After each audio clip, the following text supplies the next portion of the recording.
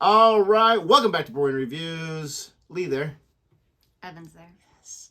And we are reacting to Lee Evans. I love it when a plan comes together. It wasn't really a plan. That you don't share with me, just so that I know. A plan in my mind comes together. Yes.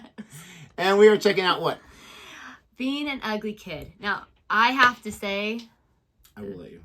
That was 100% me. I was not a cute kid. I just still don't think I'm not cute, but I was definitely not a cute kid. Now, you know what's interesting? What I was thinking when you read this title, and I didn't think about it before when I chose the video, is doesn't everyone feel like they were an ugly kid? No. Our daughter definitely does not think that. No. That's not what I'm saying. She's like, I'm so That's not what I'm saying. She's a teenager. She's coming into her own. Very, very beautiful person, yes. But we all have those... I would assume that all of us... Because a kid's a very unspecific term.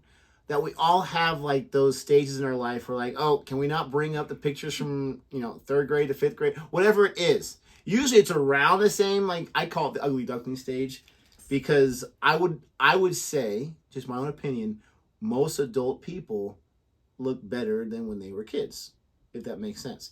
Now, as a teacher, I don't have all ugly kids. I'm not trying to say that. I'm not saying all kids are ugly. There's... great looking kids, great looking adults, great looking teenagers. But I think all of us would say there's a stage in our life that was our ugly stage, right? Yeah, mine That's all I'm was trying to say. 0 to probably 17, 18. Oh, she's so hard on herself. It's true. Someone Even this now. beautiful. Stop. You're out of control.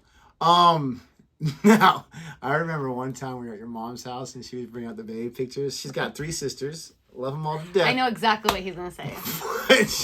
But I was not trying to be mean. And I don't think I'm the most attractive person. I'm not trying to say that. But I was not trying to be a jerk, but oh my gosh, I had no self-control. I was making so many rude comments, not trying to be and I get along with her mom and her sisters, I would say, really, really well. Like, we have a great relationship. But man alive, some of these baby pictures and other pictures, I was a jerk. That's all I'm gonna say. Yeah, I was. You were a jerk with a square. Huh? That's what I'm not that gonna say one wasn't me, but I'm not gonna say it. I know I'm exactly just gonna say that all of us have interesting moments at work. This last thing I'm gonna say, it's gonna be one of those long reactions that start till 15 minutes.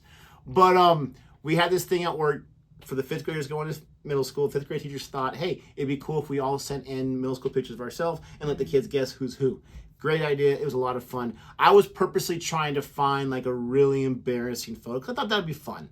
And I sent 2 in, and of course they chose the one that I was wearing a Padres hat. I always thought I was wearing about the Padres fan. So you couldn't see my crazy thick hair at the time, all not brushed or whatever. Shouldn't have stuck that All one the in. kids are, I know, I thought, well, obviously it's you. Obviously. The other one could have been a girl, for crying out loud, from that picture. So I was trying to find, and the reason why I said the first one, because I had a fanny pack on, it was like very 90s, 80s. But all my students, well, obviously that's you. Shut your mouth. Anyways, we all go through the stage. I love hearing about other people's because it makes me feel like, okay, I'm not the only one that feels that way. So I'm excited to hear what he has to say. Well, I will say I did bring a couple of photos to my students of me in middle school, and they, like, with a bunch of kids, and they were able to pick me out, and some of them were like, you look the exact same. And I was like, what? That's what I'm saying. I look old. Especially from, I'd say, age 13 to 17, where you say 0 to 17. I say you're very, very similar. I don't think, well, I don't think so. I'm not laughing about that. I have a picture. I'm not going to show it to the camera. I think she's beautiful. I'm not in a creepy way. I'm 13. I'm just saying. I didn't know her at that time. Very cute kid. Like, you're a very beautiful woman. It tracks. Mm-hmm. Those baby pictures, man. All right. Here we go. I used to love going on holiday when I was a kid. I used to love that. You know when your mum used to take you down the seaside, your mum and dad take you down the seaside, and your mum would always make you go in the sea. Come on, in the sea. Come on, it's good for you. Have you noticed as soon as it started to rain, come on, out, you're going to get wet.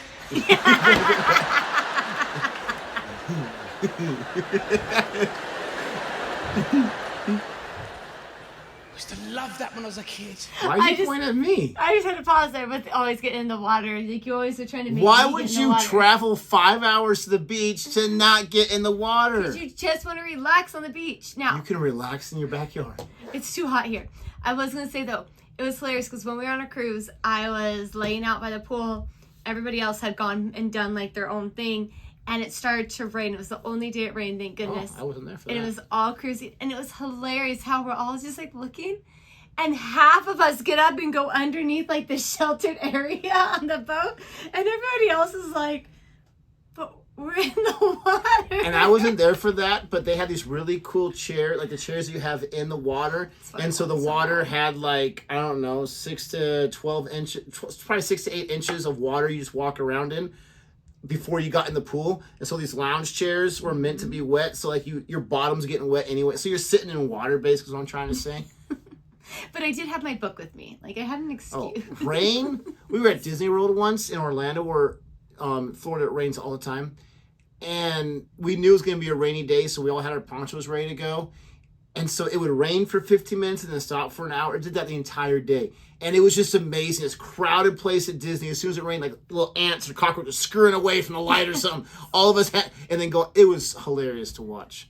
At one point, I'm like, we got ponchos. Let's just go to the next ride. Yeah, and we did. And we just got right on it. But everyone and their brother was hiding because, like, I don't want to get wet. Remember going up the local park when you was a kid? Remember that? Your local park where you lived? And you used to slide down that metal slide in your shorts. You know, all the way down, you're like, spend the next 2 weeks up the f***ing Burns unit, you know? Used to love it up there. Remember that giant spring? Remember that big giant spring thing you used to sit on? Remember that? That's really good. You ever seen a grown adult get on one of them? You ever seen that? Look at Daddy, Timmy. Look at Daddy. Look at Daddy. Poof. Face. Oh, yeah. Go and get Mummy, Timmy, quick. Too heavy. Absolutely. Remember the roundabout? Remember the roundabout? All the older lads would make the smaller ones get on and they'd f***ing spin it, wouldn't they? You little bastards. You know, you'd be on there at Mach 5, all your skin's coming off, you know. Mach 5. Be breaking the speed barrier, there's kids flying off all over the estate. That's why they got rid of them. When you eventually got off that roundabout, Yeah, it I'm took gonna you park 2 here. weeks to get home because you have to keep waiting for the f***ing path to come round.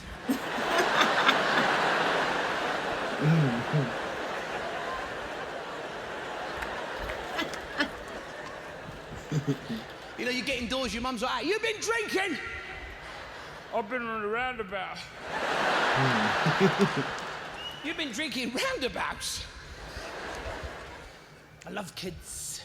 I love kids, you know. As soon as you have a kid, all your relatives come round, don't they? As soon as you have a kid, all the relatives come round, they all say the same thing. Oh, he's just like his dad. He's just like his dad. And then someone will make that sly comment, yeah, he's been lying about for 9 months doing living off her. You ever get someone show you the kid? It's just been born. It's really hairy. You ever see? You know, someone shows you the kid. He's got like a beard and a hairy chest. It's a wolf boy. Hello. So stupid. I was an ugly kid. I was ugly when I was a kid. God, I was really dumb. It's not. I know. I can see your face. Not a lot has changed. I was gonna say.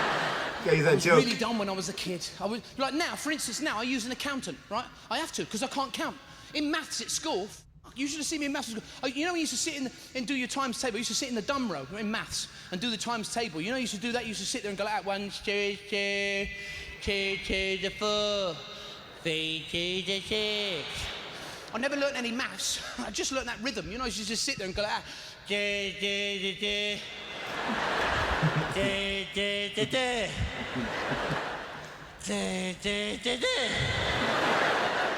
So I go and see my accountant and he's like that. He's like, so what's your outgoings for this year, Mr. Evans? I go, that's easy, that's And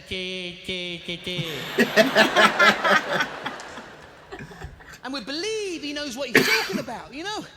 He's got an office, he's wearing a suit, he knows what he's doing. Yeah, but you never see him working out in front of you, do you?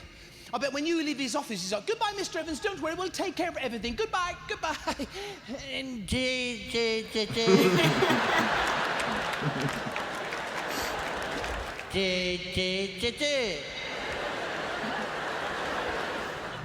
Take care of it. I don't know what the whole like lifting the jacket part. I don't know, but that was hilarious. Yes, always. Oh my gosh, I have to say, sometimes when I'm teaching kids things, they're like, when are we ever going to use this again? And I'm usually like, great question. never. Except for on the standardized test at the end of the year. So know it now, and then you can forget it. But this, you're going to use for the rest of your life. But that question is a ridiculous, absurd question if you really think about it. Because you have no idea what you're going to be when you grow up. How am I going to have any idea? How is the school district going to have, I mean, they don't know anything anyways. How are they going to have any idea to know exactly your perfect, and even if they designed it, like these are all the courses from kindergarten till college that you're going to need to be a successful doctor. You get to 7th grade, I don't want to be a doctor. Well, we designed this thing because of what you're actually going to need. So, again, I get why people ask the question, but being in the educational world, a lot of trains are fit. We want to do stuff that's going to be applicable for our students. We don't know what they're going to do.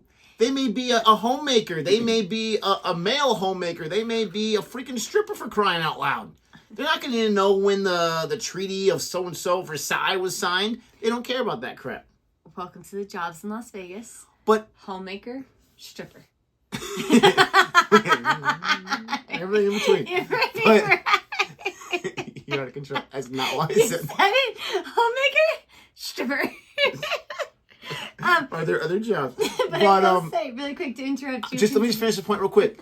It's good to be well-rounded is all I'm trying to say. It is good to be well-rounded.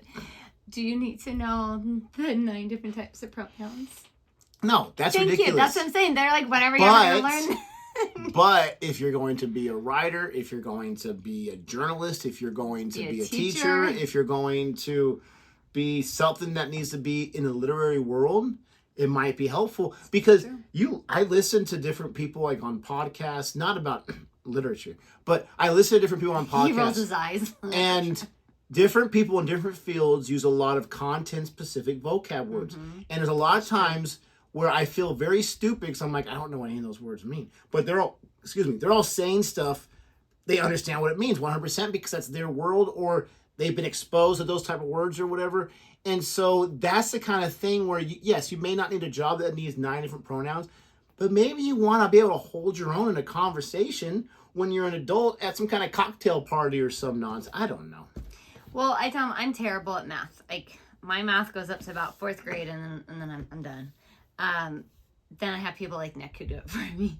But I tell them, like, even basic math, like, I suck at it, but I use it all the time when it's trying to figure out how much of this to buy, how much do I need of this, how can I rearrange my tables in my classroom so I can still fit 44 seats but have room to move around. Yeah. And that's hard. There's like 2 different ways, and it's not easy. And I feel like math is the easiest to apply because, yes, I don't care who you are or what kind of job. I don't care if you have a job in the rest of your life because you marry some super rich person.